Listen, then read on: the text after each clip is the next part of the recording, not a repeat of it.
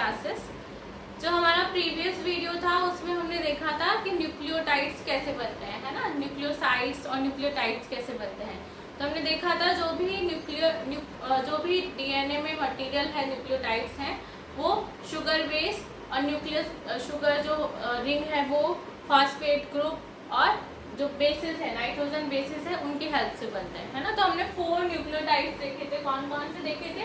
First था deoxy एडेनाइलिक acid, इसे short में DAMP भी बोलते हैं, DAMP, ठीक है।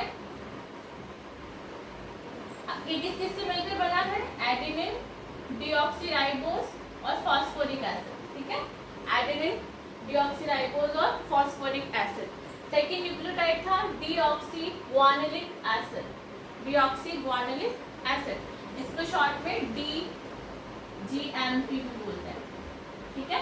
ये किस से मिलकर बना है? ग्वानिन डीऑक्सीराइबोस और फॉस्फोरिक एसिड, ठीक है। थर्ड हमने न्यूक्लियोटाइड देखा था डीऑक्सीसाइटिडाइलिक एसिड, है ना, DCMP, शॉर्ट में DCMP। ये किस से मिलकर बना था? साइटोसिन, सेम डीऑक्सीराइबोस शुगर और फॉस्फोरिक एसिड। फोर्थ हमने देखा था डीऑक्सीथाइमिडाइलिक एसिड, जो कि थायमीन डीऑक्सीराइबोस शुगर और फॉस्फोरिक एसिड से मिलकर बना था। ये 4 जो है हमारे क्या है? न्यूक्लियोटाइड्स हैं। अब ये न्यूक्लियोटाइड्स क्या होते हैं? अरेंज हो जाते हैं 1 by 1 अल्टरनेट फॉर्म में और क्या बनाते हैं? हमारा पूरा डीएनए का हेलिक्स बनाते हैं, ठीक है। अब ये जो डीऑक्सी एडेनाइलिक एसिड है, मैंने इसको DAMP लिखा है। MP का मतलब है मोनोफॉस्फेट, है ना। मोनोफॉस्फेट का क्योंकि हम ये मोनोमरिक यूनिट है, एक सिंगल यूनिट है, इसलिए इसको मोनोमर्स बोलेंगे। फिर मोनोमर्स अरेंज होंगे और क्या बन जाएंगे? पॉलीमर्स बन जाएगी। तो पॉलीमर्स की हमारी डीएनए की क्या बन जाएगी? चेन। जैसे एडेनिन वाली अरेंज हो गई, DAMP अरेंज हो गया, DAMP, ठीक है। इसके नीचे DCMP अरेंज हो गया, इसके नीचे DTMP अरेंज हो गया। तो इस तरह से ये सिंगल मोनोमर्स हैं जो कि अरेंज होकर किस में कन्वर्ट हो जाते हैं? पॉलीमर्स में कन्वर्ट हो जाते हैं, है ना। और ये पॉलीमर्स जो है डीएनए की स्ट्रक्चर बनाती है, तो इसलिए इनको न्यूक्लियोटाइड्स को क्या बोलते हैं? बिल्डिंग ब्लॉक्स भी बोलते हैं। जैसे बिल्डिंग बनाने के लिए 1 by 1 ईंटों को अरेंज करना पड़ता है, तो ईंट की स्ट्रक्चर, ब्रिक की स्ट्रक्चर क्या है? मोनोमर है। तो मोनोमर्स यूनिट्स को हम अरेंज करते जाते हैं 1 by 1, एक के ऊपर एक लेयर, और हमारी पूरी वॉल या पूरा जो भी बिल्डिंग है वो खड़ी हो जाती है। तो उन्हें क्या बोला जाता है? Building blocks. तो इसी तरह से डीएनए की बिल्डिंग ब्लॉक्स यूनिट का काम कौन करते हैं? न्यूक्लियोटाइड्स, ठीक है। तो न्यूक्लियोटाइड्स कौन कौन से हैं? 4 है, DAMP, DCMP, DGMP और DTMP, ठीक है। अब क्या होगा? ये जो न्यूक्लियोटाइड्स हैं ये अरेंज होंगे 1 by 1, एक दूसरे के नीचे अरेंज होंगे, तो हमारी क्या बन जाएगी? पॉलीमरिक चेन बन जाएगी। पॉलीमरिक चेन बन जाएगी तो किस तरह से होंगे? देखिए हमने देखा था ये हमारा एक न्यूक्लियोटाइड, एक स्ट्रक्चर है न्यूक्लियोटाइड, ठीक है। तो एक न्यूक्लियोटाइड पे क्या थी? शुगर की रिंग थी, बेस था, बेस कोई भी हो सकता है यहाँ पे, है ना, बेस कोई भी हो सकता है, और 5' कार्बन पे क्या था? हमारा फॉस्फेट ग्रुप था। ये हमारी एक क्या है? न्यूक्लियोटाइड की स्ट्रक्चर है। तो हम इसको न्यूक्लियोटाइड A मान लेते हैं या न्यूक्लियोटाइड 1 मान लेते हैं, ठीक है। न्यूक्लियोटाइड 1 की स्ट्रक्चर है। फिर नीचे एक और न्यूक्लियोटाइड है, इसको न्यूक्लियोटाइड 2 कह देते हैं, न्यूक्लियोटाइड 2, ठीक है। अब क्या होगा? इस जैसे ये वाले स्ट्रक्चर है न्यूक्लियोटाइड 1 में, जिसमें बेस है 1' कार्बन पर और 5' कार्बन पे क्या है? Phosphate group. फिर नीचे ही है 1' कार्बन पर बेस है और 5' कार्बन पे क्या है? Phosphate group. तो न्यूक्लियोटाइड 1 और न्यूक्लियोटाइड 2, अब ये दोनों मोनोमर्स है। सिंगल की बात करें तो न्यूक्लियोटाइड 1 क्या है? मोनोमर है, मोनोमर। ये भी मोनोमर है और ये भी मोनोमर है, तो दोनों ज्वाइंट होंगे। ज्वाइंट होने के लिए क्या बनाना पड़ेगा? इनको बॉन्ड बनाना पड़ेगा, बाइंडिंग करनी पड़ेगी।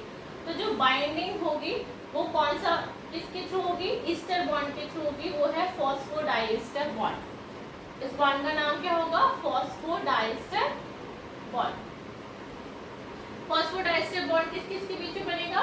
जो सेकंड वाला न्यूक्लियोटाइड है उसका 5' कार्बन, और ऊपर वाला जो न्यूक्लियोटाइड है उसका 3' कार्बन, है ना, इनके बीच में बनेगा। तो 3' 5' के बीच में जो बॉन्ड बन रहा है वो कौन सा है, फॉस्फोडाइस्टर बॉन्ड। ठीक है, तो ये वाला देखिए, ये कार्बन है 3' वाला, और ये 5' पे क्या था हमारा, फॉस्फेट ग्रुप। अगर हम शुगर की स्ट्रक्चर देखते हैं तो उसमें क्या था, इधर बनाते हैं, ये O था, इधर ये स्ट्रक्चर थी, इधर हम बेस ऐड कर रहे थे, है ना, कोई सा भी बेस, इधर हाइड्रोजन ग्रुप था, इधर भी हाइड्रोजन था, इधर भी हाइड्रोजन, इधर हाइड्रोजन, लेकिन इधर क्या था, OH, और इधर हमारा CH2, इस पे हमारा फॉस्फेट ग्रुप आके ऐड हो गया था, और यहाँ पे क्या था, H। ठीक है, अगर नंबरिंग करें तो 1' कार्बन, 2', 3', 4' और 5'। ठीक है, तो 3' कार्बन पर क्या था हमारा, OH ग्रुप था, और 5' कार्बन पर हमारा PO4 था, और 1' कार्बन पर हमारा बेस था।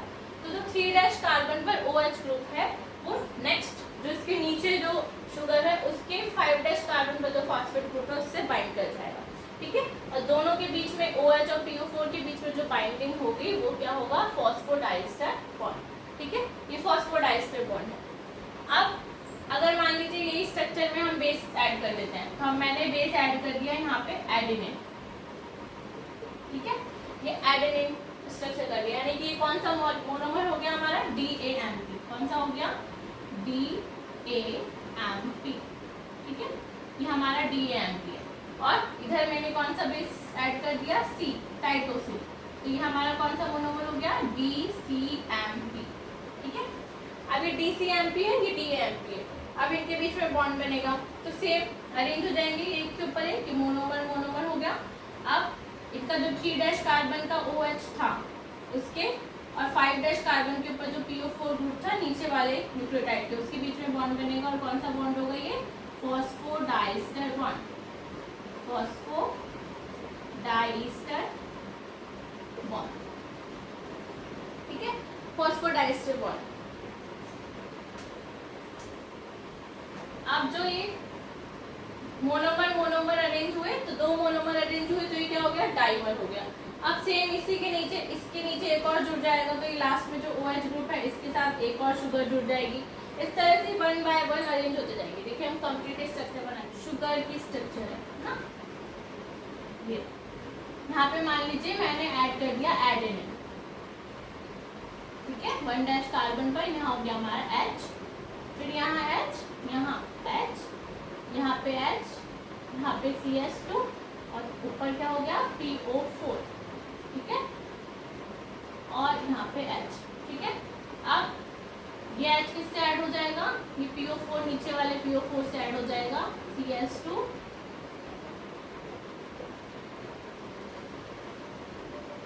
यहाँ पे एडेनिन लिया था, यहाँ पे हम साइटोसिन ले लेते हैं, है ना, साइटोसिन। फिर यहाँ पे H, यहाँ पे एक और H, यहाँ H, यहाँ पे H। ठीक है, और CH2 के नीचे H। ठीक है, अब यहाँ पे PO4, फिर तीसरा वाला है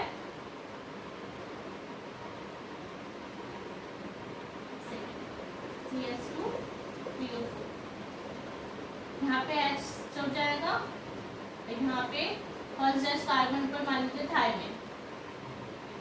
ठीक है, थायमिन, यहाँ पे फिर H, 2' पे H, H, और 3' पे H, और यहाँ OH, तो यहाँ पे फिर एक और पॉलीन्यूक्लियोटाइड, यहाँ पर एक और शुगर बेस जुड़ जाएगा, है ना, यहाँ पे PO4, CH2, इधर यहाँ O,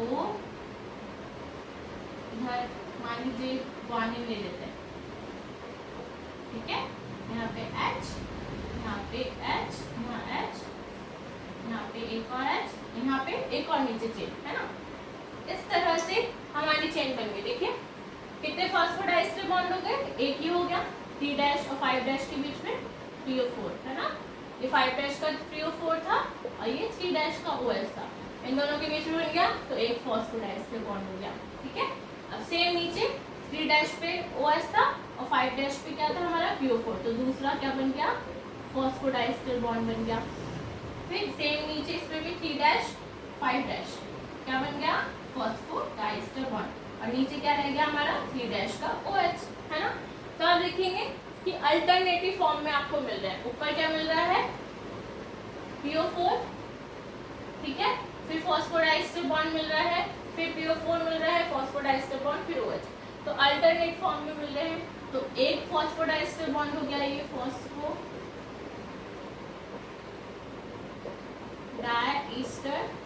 बॉन्ड, ठीक है, फॉस्फोडाइस्टर बॉन्ड, ये भी फॉस्फोडाइस्टर बॉन्ड है और ये भी फॉस्फोडाइस्टर बॉन्ड है।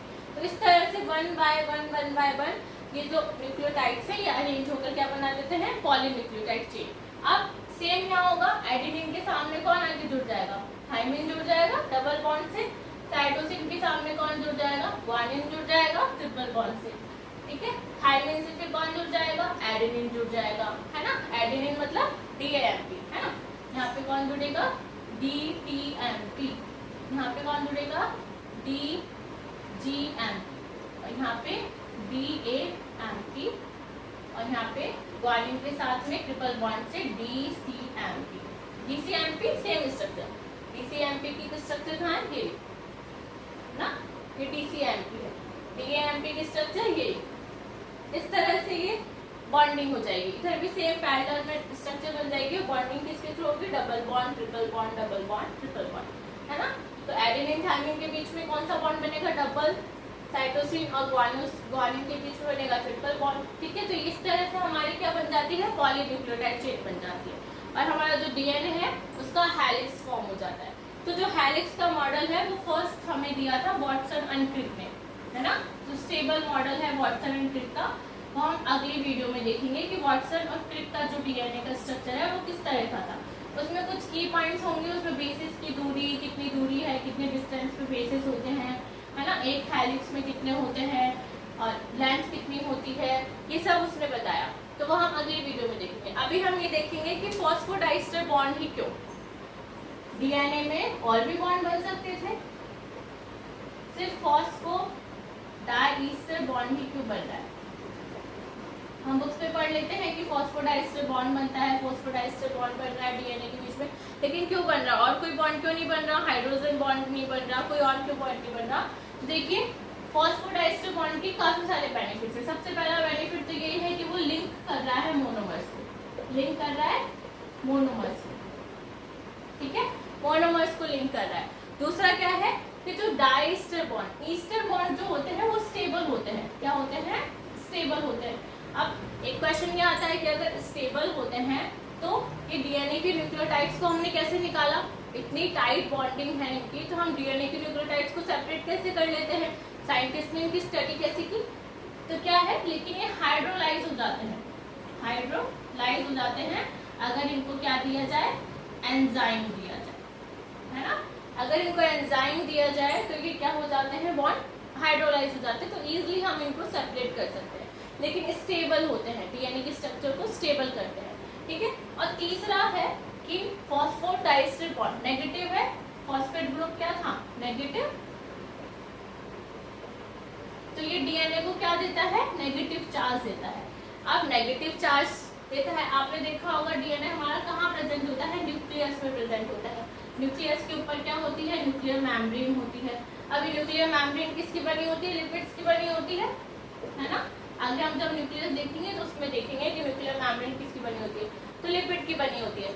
लिपिड जो है उसके ऊपर पॉजिटिव चार्ज होता है ना, नेगेटिव चार्ज इसमें होता है, फॉस्फेट ग्रुप पे होता है। तो जो नेगेटिव चार्ज है DNA का वो इसको DNA को न्यूक्लियस से, न्यूक्लियस मेम्ब्रेन से बाहर नहीं जाने देता, उसको पकड़ के रखता है, उसको न्यूक्लियस के अंदर ही रखता है। अगर न्यूक्लियर DNA के ऊपर ये नेगेटिव चार्ज नहीं हो तो, और लिपिड जो है वो क्या होता है, लिपिड में सॉल्युबल हो जाएगा ये, है ना, नेगेटिव चार्ज नहीं होगा तो कौन, DNA लिपिड में सॉल्युबल हो जाएगा और क्या हो जाएगा, ये आउट हो जाएगा, कहाँ से, न्यूक्लियस से बाहर निकल जाएगा, है ना। तो ये क्या होगा, तीन बेनिफिट है मोस्टली। फर्स्ट तो लिंक करता है मोनोमर्स को, स्टेबल है, हाउएवर हाइड्रोलाइज किया जा सकता है, इसको हाइड्रोलाइज किया जा सकता है थ्रू द एंजाइम, है ना। और तीसरा है DNA को नेगेटिव चार्ज प्रोवाइड करता है, जिससे ये न्यूक्लियस में एक स्टेबल कंडीशन में प्रेजेंट रहता है, फिक्स रहता है। अगर ऐसा नहीं हो तो लिपिड्स में क्या हो जाएगा, डिसॉल्व हो जाएगा और हमारा DNA बिल्कुल ही खत्म हो जाएगा, है ना। तो ये रिजॉल्व ना हो इसलिए भी नेगेटिव चार्ज भी प्रोवाइड करता है। आपने देखा होगा सारे के सारे फॉस्फेट ग्रुप किस साइड है, बाहर है। इस साइड फॉस्फेट ग्रुप थे ना, फॉस्फेट ग्रुप आप देखेंगे यहाँ पे आपका 5' बच रहा था और नीचे क्या बच रहा था, 3' बच रहा था। तो डीएनए की आप देखेंगे ऑल्टरनेशन क्या होती है, डीएनए को अगर हम रीड करते हैं तो हमेशा 5' से 3' रीड करते हैं, ठीक है। 5' से 3' करेंगे और दूसरा वाला जो हेलिक्स होगा उसकी क्या होगी, 3' से 5', उसको उल्टा रीड करेंगे, ठीक है। तो इस तरह से, और आप देखेंगे यहाँ भी बाहर फॉस्फोडाइस्टर बॉन्ड, तो बाहर सारा नेगेटिव चार्ज है डीएनए, बाहर सारा नेगेटिव चार्ज है डीएनए के अंदर। तो डीएनए के अंदर नेगेटिव चार्ज होने की वजह से ये न्यूक्लियस में एक जगह फिक्स रहता है ना, बाहर नहीं निकलता है न्यूक्लियस मेम्ब्रेन से। तो ये रीजन है फॉस्फोडाइस्टर बॉन्ड का। तो फर्स्ट क्या था कि भाई लिंक करता है मोनोमर्स को, स्टेबिलिटी देता है और नेगेटिव चार्ज प्रोवाइड करता है। ये तीनों इसके फॉस्फोडाइस्टर बॉन्ड के बेनिफिट्स है डीएनए के अंदर। तो आई होप आपको सब क्लियर हो गया होगा कि डीएनए के न्यूक्लियोटाइड्स कैसे प्रेजेंट होते हैं, कैसे अरेंज होते हैं। अगर फिर भी कंफ्यूजन है तो आप कमेंट सेक्शन में कमेंट करके बता दीजिएगा, ठीक है। आप आज का टॉपिक हम यही खत्म करते हैं। आगे जो वाटसन क्रिक मॉडल है बड़ा इंटरेस्टिंग सा है, उसको हम आगे की वीडियो में देखेंगे। और जब तक आपको वीडियो को लाइक शेयर सब्सक्राइब करना है। Thank you.